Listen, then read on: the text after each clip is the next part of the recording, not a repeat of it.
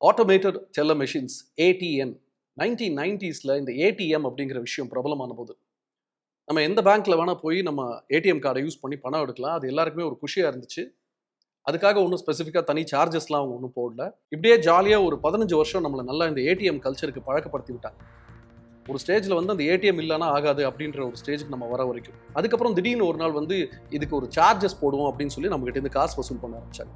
முதல்ல வந்து நீங்கள் அக்கௌண்ட் வச்சிருக்கிற பேங்க் அல்லாத மற்ற பேங்க்ஸ்லேருந்து எடுக்கும்போது மட்டும் ஏடிஎம் சார்ஜஸ் அப்படின்னாங்க. அதுக்கப்புறமா கொஞ்ச நாள் கழிச்சு நீங்கள் அக்கௌண்ட் வச்சிருக்கிற பேங்க்லேயும் குறிப்பிட்ட நம்பர் ஆஃப் டிரான்சாக்ஷன்ஸ்க்கு மேலே நீங்கள் ஏடிஎம்ல பணம் எடுத்தீங்கன்னா அதுக்கு ஒரு சார்ஜ் கட்டணும் அப்படின்னு சொல்லி காசு வசூல் பண்ண ஆரம்பிச்சாங்க. ஆனால் கடந்த மே மாதத்திலிருந்து இது எல்லா வரம்புகளையும் மீறி ஏழை எளிய மக்கள் ஏடிஎம்க்கு போகிறதுக்கே பயப்படுற அளவுக்கு ஆயிடுச்சு. இது எல்லாருக்கும் தெரிஞ்சது தான். ஆனால் உங்களுக்கே தெரியாமல் உங்கள் பணம் சூறையாடப்படுறது ஏடிஎம்ல மட்டும்தானா? Welcome to without makeup with Vishwa. இப்போ நீங்கள் சென்னை, கோயம்புத்தூர்னு எந்த சிட்டியில் இருந்தாலும் நீங்கள் அக்கௌண்ட் வச்சிருக்கிற பேங்க்கோட ஏடிஎம்ல மாதத்துக்கு 5 டிரான்சாக்ஷன், ஏடிஎம் டிரான்சாக்ஷன் ஃப்ரீயாக பண்ணலாம். எக்ஸ்ட்ரா சார்ஜஸ் எதுவும் கொடுக்க வேண்டாம். அதே மாதிரி நீங்கள் அக்கௌண்ட் வச்சிராத மற்ற பேங்க்கில் நீங்கள் ஏடிஎம்ல போய் பணம் எடுத்தீங்கன்னா அது 3 டிரான்சாக்ஷன் ஃப்ரீயாக பண்ணலாம். இதுதான் உங்களுக்கு சொல்லப்பட்டது. இப்போ நீங்கள் என்ன நினைப்பீங்க? இந்த பேங்க்னா 5, அந்த பேங்க்னா 3ன்னு நினைப்பீங்க. ஆனால் உங்களுக்கு சொல்லப்படாத ஹிடன் ஃபேக்ட் என்னன்னா, மொத்தமாகவே அவங்க கொடுக்குற ஃப்ரீ டிரான்சாக்ஷன்ஸ் 5 தான். ஃபார் எக்ஸாம்பிள், இப்போ நீங்கள் எக்ஸுங்கிற ஒரு பேங்க்கில் அக்கௌண்ட் வச்சுருக்கீங்க. அந்த பேங்க்கில் போய் 3 தடவை எடுத்துட்டீங்க இந்த மாதம். இன்னும் 2 வாட்டி இருக்குன்னு நினச்சிட்டு இருக்கீங்க. ஒய்ங்கிற ஒரு பேங்க் அங்கே உங்களுக்கு அக்கௌண்ட் இல்லை.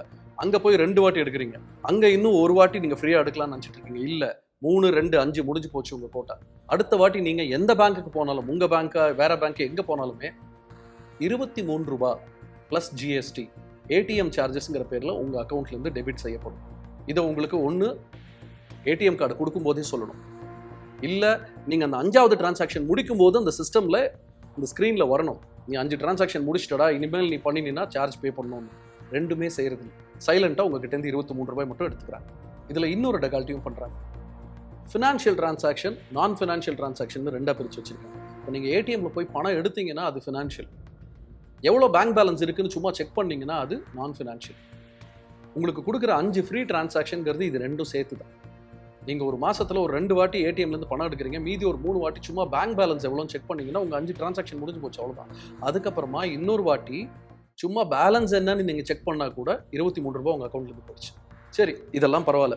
நீங்கள் ஒரு ₹200 ₹500 உங்கள் ஏடிஎம்லேருந்து விட்ரா பண்ணிவிட்டு சரி போதும்னு கிளம்புறீங்க. அப்படி திரும்பும்போது அந்த ஏடிஎம் ஸ்க்ரீனில் வந்து ஒரு மெசேஜ் வரும், to you want to check your balance அப்படி ஆசைப்பட்டு கேட்கும். சரி, யதார்த்தமாக கேட்குதே, நீங்களும் பதார்த்தமாக விட்டு கொடுத்து எஸ்ன்னு அதை அமுத்திட்டீங்கன்னா முடிஞ்சு போச்சு. எது முடிஞ்சு போச்சு? உங்களுடைய இன்னொரு டிரான்சாக்ஷன் முடிஞ்சு போச்சு. இதை விட பெரிய கொடுமை, சம்டைம்ஸ் நம்ம பணம் எடுக்கணும்னு ஏடிஎம்க்கு போகும்போது பணம் வராது. இன்சஃபிஷியன்ட் பேலன்ஸ்னு வரும். அதாவது நம்ம அக்கௌண்ட்டில் போதிய பணம் இல்லை அப்படின்னு அர்த்தம். அக்கௌண்ட்டில் பணம் இல்லை, நம்மளால் பணமே எடுத்துருக்க முடியாது. ஆனால் அந்த விஷயத்தை உங்களுக்கு தெரியப்படுத்துறதுக்காக ஒரு டிரான்சாக்ஷன் முடிஞ்சு போச்சு. ஓகேவா? நமக்கு ஷாக், இன்சஃபிஷியன்ட் பேலன்ஸா அப்படின்னு சொல்லி எவ்வளோ பேலன்ஸ் இருக்குன்னு ஆட்டோமேட்டிக்காக போய் செக் பண்ணுவோம். 2வது டிரான்சாக்ஷன் முடிஞ்சு போச்சு. ஒருவேளை நீங்கள் ஆல்ரெடி 3 டிரான்சாக்ஷன் இதுக்கு முன்னாடி பண்ணியிருந்தீங்கன்னா உங்களுடைய 5 டிரான்சாக்ஷன் முடிஞ்சு ₹23 நீங்கள் கடனாளி அந்த பேங்க்குக்கு. ஏன்னா உங்ககிட்ட அக்கௌண்ட்டில் பணம் இல்லை, ₹23 அவன் டெபிட் பண்ண முடியாது. ஸோ நீங்கள் ₹23 அந்த பேங்க்குக்கு இப்போ கடனாளியாக இருக்கீங்க. ஓகே, அதுக்கப்புறமா ஒரு வாரம் 10 நாள் கஷ்டப்பட்டு உழைச்சி ஏதோ ஒரு ₹500 அந்த அக்கௌண்ட்டில் வந்து விழுந்துச்சுன்னு வச்சுக்கோங்க. நம்ம சம்பாதிச்ச காசு.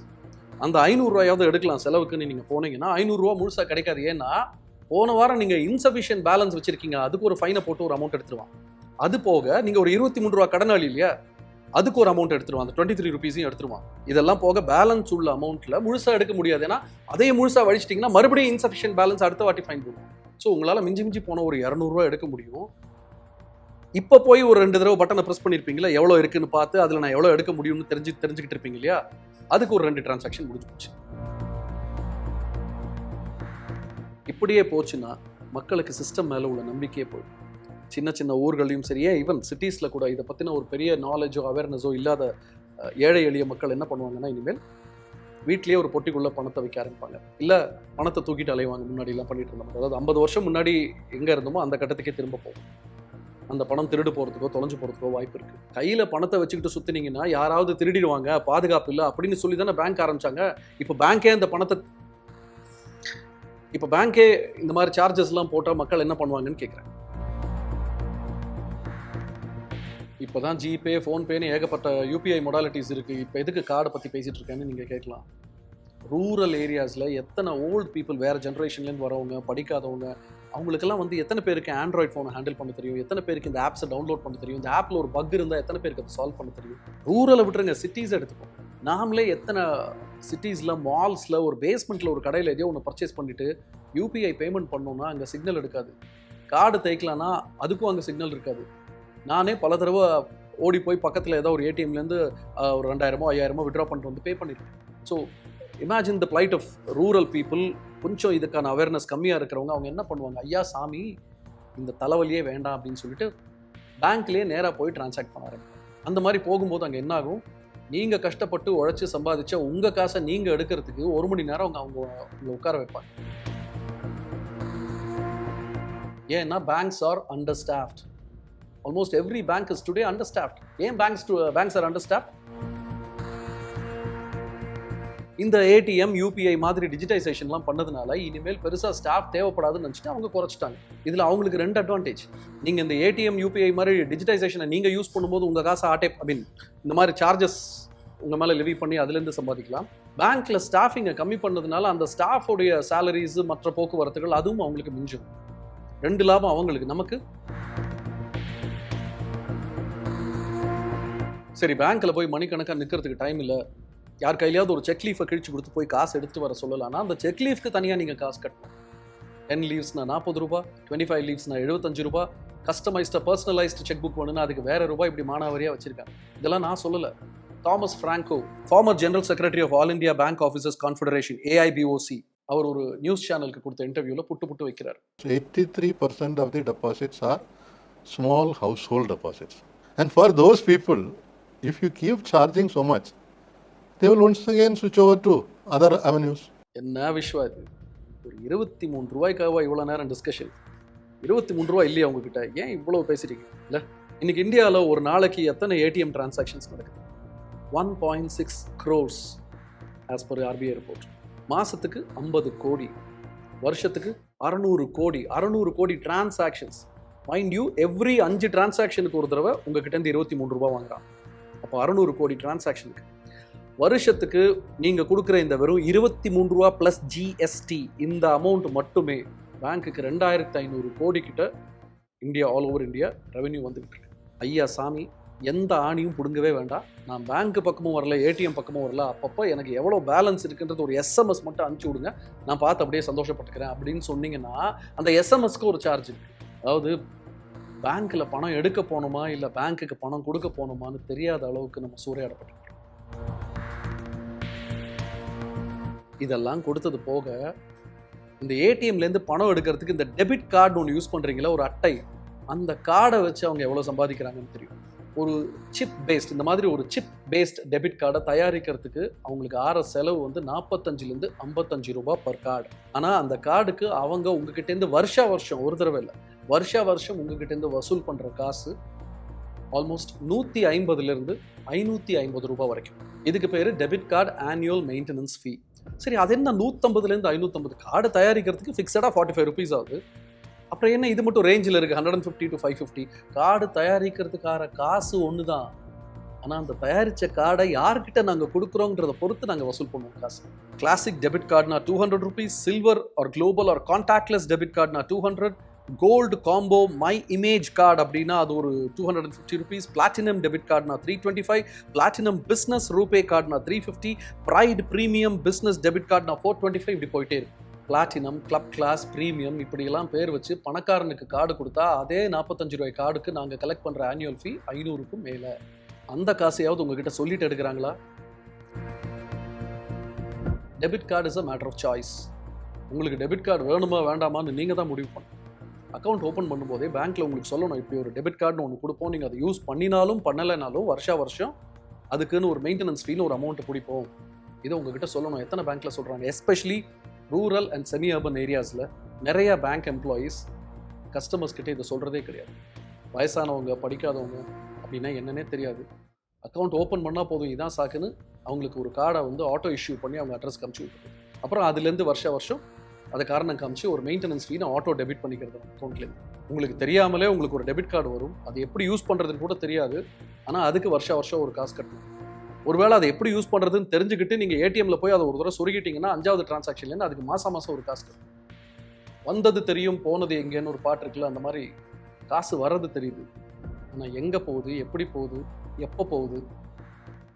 Faith in the system has started going down after demonetization. இது போக உங்கள் அக்கௌண்ட்டில் பணமே இல்லைன்னா, இப்போ நான் கொஞ்ச நேரம் முன்னாடி சொன்ன மாதிரி மினிமம் ஆவரேஜ் பேலன்ஸ் சார்ஜஸ் அப்படின்னு சொல்லி ஒரு அமௌண்ட்டை உங்கள் அக்கௌண்ட்லேயும் டிடக்ட் பண்ணுவாங்க. எப்போ பண்ணுவாங்கன்னா, தெரியாமல் என்னைக்காவது ஒரு சின்ன அமௌண்ட் உங்கள் அக்கௌண்ட்டில் வந்து விழுந்துருச்சுன்னா அந்த பணத்தை நீங்கள் உங்கள் கண்ணால் பார்க்கறதுக்கு முன்னாடி அவங்க அதை பிடிங்குவாங்க. அதாவது பணமே இல்லைங்கிறதுனால தான் ஒருத்தனால மினிமம் பேலன்ஸ் கூட வைக்க முடியாமல் கஷ்டப்படுறான். அந்த மாதிரி பணம் இல்லாமல் கஷ்டப்படுற ஏழை மக்கள்கிட்டேருந்து மினிமம் ஆவரேஜ் பேலன்ஸ் சார்ஜஸ்ங்கிற பேரில் 2023 அந்த வருஷத்தில் மட்டும் இந்தியாவில் உள்ள எல்லா பேங்க்ஸும் சேர்ந்து பிடுங்கின அமௌண்ட் வந்து 2300 கோடி. யார்கிட்டேருந்து? மினிமம் பேலன்ஸ் கூட வைக்க வழி இல்லாத ஏழைகள் கிட்டேருந்து.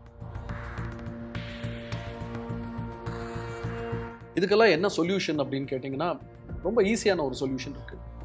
நீங்கள் ஏழையாக இருக்கக்கூடாது, பணக்காரன் ஆகிட்டிங்கன்னா இந்த பிரச்சனை இல்லை.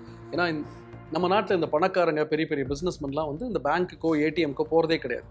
அவங்க உட்காந்த இடத்துலேருந்தே பேங்க் டு பேங்க் ட்ரான்ஸ்ஃபர் பண்ணுவாங்க. என்இஎஃப்டி, ஆர்டிஜிஎஸ், ஐஎம்பிஎஸ், இப்படி பல விஷயங்கள் இருக்குது. அவங்க உட்காந்த இடத்துலேருந்து அதை பண்ணிவிடுவாங்க.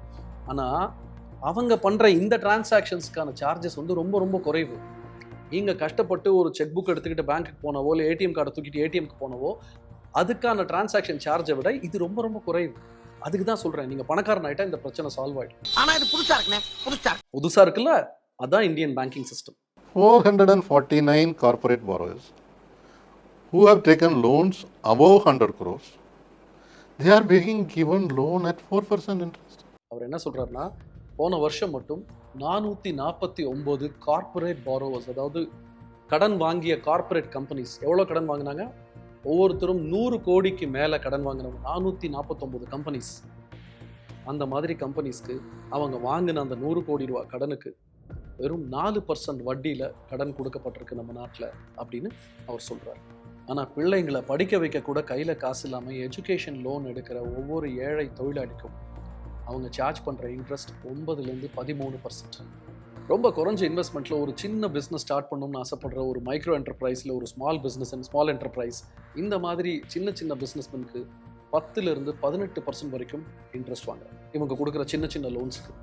ஆனால் இந்த மாதிரி 100 கோடி, 500 கோடி, 1000 கோடின்னு கடன் வாங்கிட்டு கட்ட முடியாமல் போகிற கார்பரேட்ஸ்க்கு அந்த லோனை தள்ளுபடி கூட பண்ணுறாங்க. ஏர் இந்தியான்னு ஒரு விமான போக்குவரத்து கம்பெனியை விலைக்கு வாங்குறதுக்கு டாட்டாஸ் நிறுவனத்துக்கு வெறும் 4.25% இன்ட்ரெஸ்ட் ரேட்டில் 15,000 crores லோன் இந்த கவர்மெண்ட் கொடுத்துருக்கு. ஏன் 8% இன்ட்ரெஸ்ட் சார்ஜ் பண்ணால் டாட்டாஸால் கட்ட முடியாதா? இல்லை லோனே இல்லாமல் அந்த கம்பெனியை விலைக்கு வாங்குறதுக்கு டாட்டாஸ் கிட்ட 15,000 crores இல்லையா? இந்த 15,000 crores நீங்கள் எத்தனை ஆயிரம் ஸ்டூடெண்ட்ஸ்க்கு பிரித்து கொடுத்துருந்தால், எத்தனை ஆயிரம் எம்எஸ்எம்இக்கும் சின்ன சின்ன மைக்ரோ பிஸ்னஸ்மேனுக்கும் நீங்கள் பிரித்து கொடுத்துருந்தால், ஒருவேளை நாளைக்கு இன்னொரு 50-100 டாட்டாக்களை இந்த நாடு உருவாக்கிட்டு இத்தனூண்டு மைனாரிட்டியாக இருக்கிற பெரிய பெரிய கார்பரேட்ஸ்க்கு மட்டும் இவ்வளவு ஃபினான்ஷியல் பெனிஃபிட்ஸ் கொடுத்துட்டு இருக்கிற நம்மளோட நாட்டில் உழைச்சி முன்னுக்கு வரணும்னு நினைக்கிற சின்ன சின்ன வியாபாரிங்க மேலேயும், படித்து முன்னுக்கு வரணும்னு நினைக்கிற சின்ன சின்ன பசங்க மேலேயும் இவ்வளோ பெரிய சுமையை இப்போவே தூக்கி வச்சிங்கன்னா அவங்க எப்படிங்க ஆரம்பிப்பாங்க? ஆரம்பிக்கிறதுக்கு முன்னாடியே முடிஞ்சு போயிட மாட்டாங்க. அப்படியே போய்கிட்டு இருந்தால் இன்னும் கொஞ்ச நாளில் மக்கள் பேங்கிங் சிஸ்டம் மேலேயே முழுசாக நம்பிக்கை இழந்து அதுக்கப்புறம் இந்த நிதிஸ், மியூச்சுவல் ஃபண்ட்ஸு, சிட் ஃபண்ட்ஸ்னு அது பின்னாடி போக ஆரம்பிச்சிடுவாங்க. அதில் ஏதாவது ஒரு சிட் ஃபண்ட் கம்பெனிக்கார அவங்கள ஏமாற்றிட்டான்னா உடனே எதுக்கு அங்கெல்லாம் போகணும்?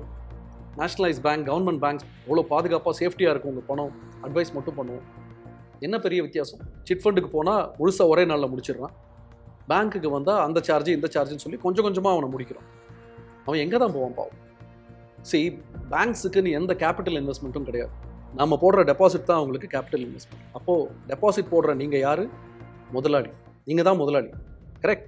டெபாசிட் போடுற முதலாளிக்கு வெறும் 2% இன்ட்ரெஸ்ட்டை கொடுத்துட்டு அந்த சார்ஜு, இந்த ஃபைனு, இந்த பெனால்ட்டி, அந்த பெனால்ட்டின்னு அவங்க மேலே ஏகப்பட்ட சுமையும் ஏற்றிட்டு 5 பைசா கூட இன்வெஸ்ட் பண்ணாமல் 1000 கோடி ரூபா கடன் வாங்க வந்த ஒரு கார்பரேட் முதலைக்கு இத்தனை சலுகைகள் கொடுக்குறாங்களே, இது எந்த நாட்டில் நடக்கும்? இது நியாயமா? இதை மட்டும் எனக்கு கமெண்ட் செக்ஷனில் சொல்லுங்கள். I'm waiting.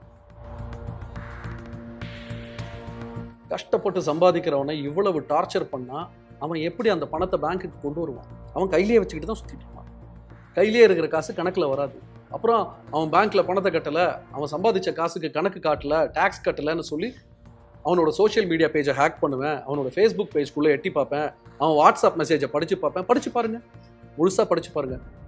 நீங்கள் படிக்கிற கடைசி மெசேஜ் அவனுடைய இரங்கல் செய்தியாக தான். It's without makeup with Vishwa.